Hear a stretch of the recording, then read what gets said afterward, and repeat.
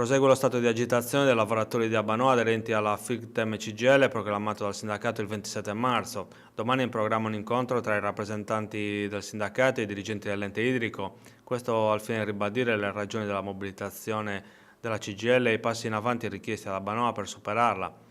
La FIGTM-CGIL chiede all'azienda idrica innanzitutto di adempiere agli accordi già firmati e mai rispettati, come è stato ribadito recentemente anche dal segretario regionale della FIGTM-CGIL Francesco Garau.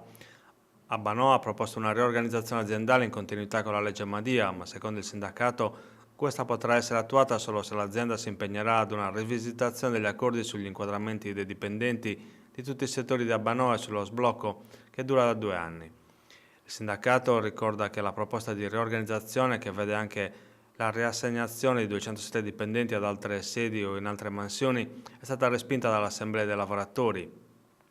Per la FIGTM-CGIL, prima di discutere della possibile riorganizzazione aziendale, Abbanoa deve mantenere gli impegni sottoscritti negli ultimi anni e mai rispettati. Domani pertanto si discuterà di questioni pregresse e solo dopo verrà presa in considerazione l'attuazione di una possibile riorganizzazione. Questo è nell'interesse, sottolinea la FIGTM-CGIL, della qualità del lavoro dei dipendenti di Abbanoa e dei servizi resi alla collettività.